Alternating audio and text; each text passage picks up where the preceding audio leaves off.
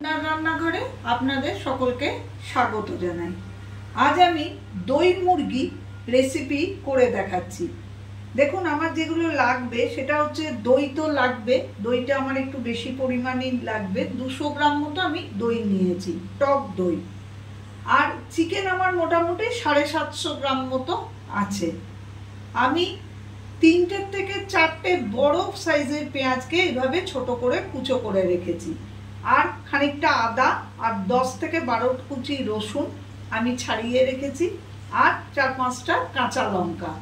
আর যেটা লাগবে সেটা হচ্ছে কিছু কাজু এবং কিশমিশ লাগবে। আর গুঁড়ো মশলার মধ্যে ধনে গুঁড়ো, জিরে গুঁড়ো, হলুদ গুঁড়ো, লঙ্কা গুঁড়ো, নুন, মিষ্টি, তেল, এই আমার লাগবে। আমি গ্যাস ওভেনটা জ্বালিয়েই রেখেছি যাতে কড়াইটা গরম হয়ে যায়।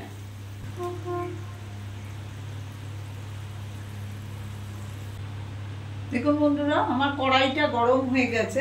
আমি 7-8 চামচ মতো তেল এতে দেব।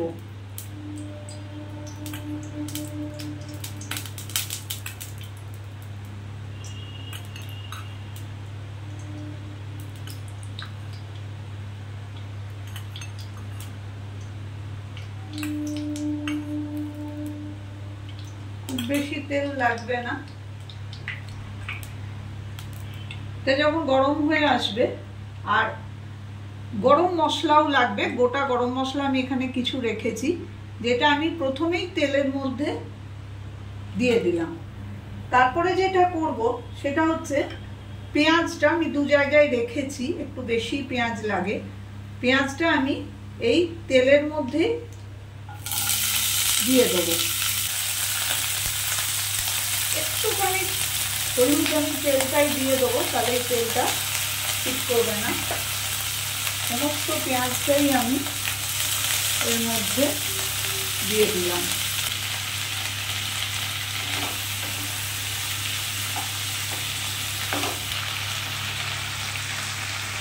দেখুন বন্ধুরা, পেঁয়াজটা আমার একটু ভাজা ভাজা হয়ে গেল।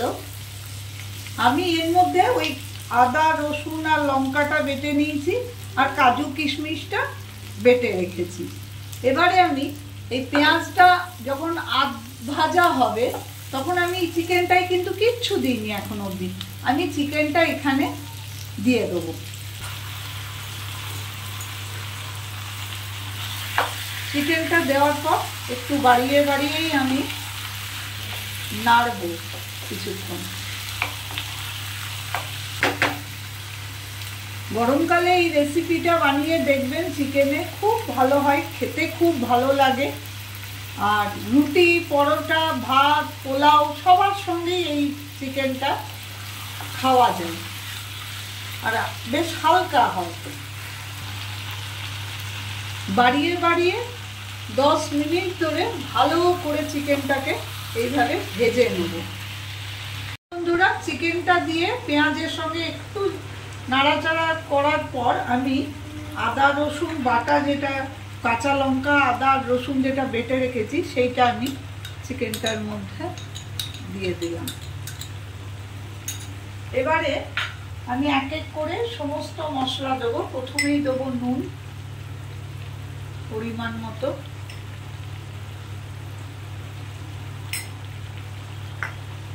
দেবো হলুদ,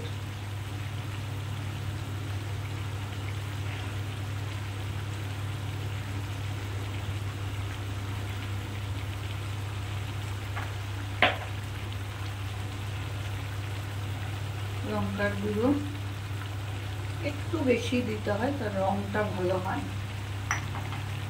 ধনে গুঁড়ো, জিরে গুঁড়ো দিয়ে দেবো ঠিক এই সময়, ছোট চামচের 1.5 চামচ মতো দুটোই দেবো।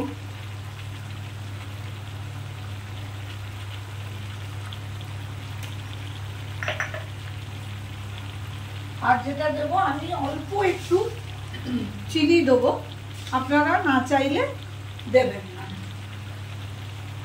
এবারে কমিয়ে বাড়িয়ে আমি চিকেনটাকে কষতে থাকবো।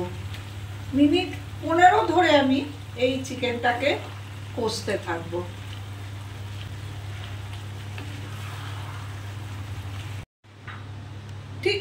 15 মিনিট পর আমি দেখি, আমি এই চিকেনটাকে কমিয়ে বাড়িয়ে ঢাকা দিয়ে ভালো করে দেখুন কষে নিলাম।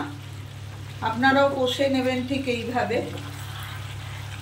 অনেকটা হয়েই এসছে, চিকেন তো বেশিক্ষণ লাগে না সেদ্ধ হতে, এই যে খুন্তি দিয়েই ভেঙে যাচ্ছে।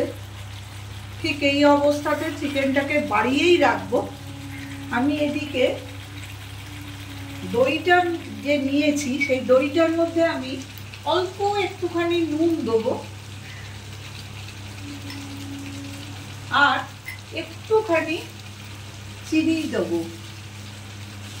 আপনারা চিনি যদি না দিতে চান না দেবেন, আমি একটু দিলাম।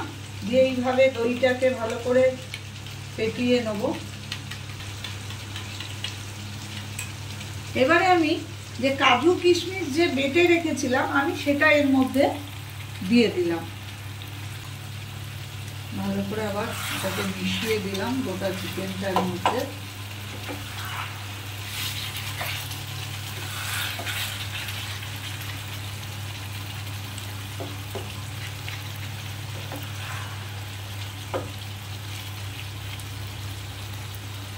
এরকম সুন্দর সুন্দর রেসিপি যদি আপনারা আমার চ্যানেলে দেখতে চান, প্লিজ চ্যানেলটাকে সাবস্ক্রাইব করে রাখবেন।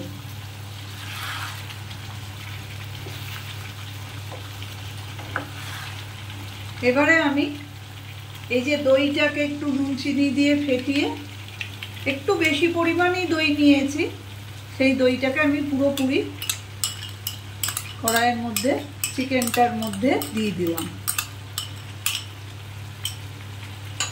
আমি এই চিকেনটা রান্নার সময় কিন্তু কোনো রকম জল দিইনি, আর জলের প্রয়োজনও হবে না। এবারে একটু দইটা দিয়ে চিকেনটা আমি একটু মিনিট 5 আমি এটা হতে দেবো। মিনিট 5 পর আমি ফিরে এলাম। দই দিয়ে কষানোর শেষ। আমার দই মুরগি রান্নাটাই অলমোস্ট কমপ্লিট হয়ে গেল। একটু রস রসে থাকবে, যদি আপনারা চান তাহলে পুরো শুকিয়েও নিতে পারেন। আমি একটুখানি ঝোল ঝোল রাখবো, পোলাও ভাতের সঙ্গে খাওয়ার মতো। আমি গ্যাসটা বন্ধ করে দিলাম। রেডি হয়ে গেল আমার দই মুরগি। এবারে আমি পরিবেশন করে দেবো।